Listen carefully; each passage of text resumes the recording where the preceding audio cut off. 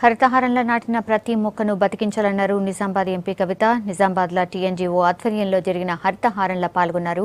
TO ఆఫీసులో మొక్కలు నాటారు.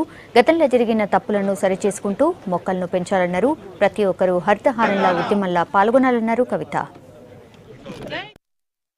మన గౌరవ ముఖ్యమంత్రి గారి ఆలోచన ధార మేరకు మరి మీరు చూస్తున్నట్టుగా మేధావులు, కవులు, కళాకారులు, ప్రజాప్రతినిధులు అందరం కూడా ఇదొక మహాయజ్ఞంలాగా మొదలుపెట్టి మరి కార్యక్రమాలను అడుగడుగున కూడా నిర్వహిస్తూ ఉన్నాం.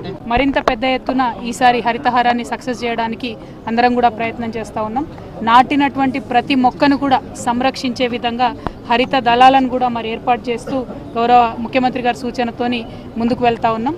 నిజామాబాద్లో ఉండేటటువంటి అటవీ సంపదను కూడా పెంపొందించుకునే విధంగా అటవీ ప్రాంతంలో కూడా మరి మొక్కల సాంద్రతను పెంచడానికి ఏం చేయాలనేటటువంటి కార్యక్రమాలు కూడా తీసుకొని ముందుకు వెళ్తూ ఉన్నాం. ఈసారి హరితహారంలో పోయిన 2 సంవత్సరాల్లో ఏవైతే చిన్న చిన్న సమస్యలు ఎదురైనాయో పెట్టినటువంటి మొక్కల్ని సంరక్షించడానికి మరి బాధ్యత అందరు తీసుకోవడం లేదు అన్నటువంటి ఉద్దేశంతో హరిత దళాలు అని ఈసారి ఏర్పాటు చేయడం జరుగుతూ ఉన్నది. సో ప్రతి వార్డులో, ప్రతి గ్రామంలో, ప్రతి చోట కూడా హరిత దళాలను ఏర్పాటు చేస్తాము. ఆ ఏర్పాటు చేసేటటువంటి హరిత దళంలో కూడా అందరం యాక్టివ్గా పార్టిసిపేట్ అవ్వాలి. మంచిగా మొక్కలు పెంచినటువంటి వారికి ప్రభుత్వం ఈసారి అవార్డులను కూడా ప్రకటించింది.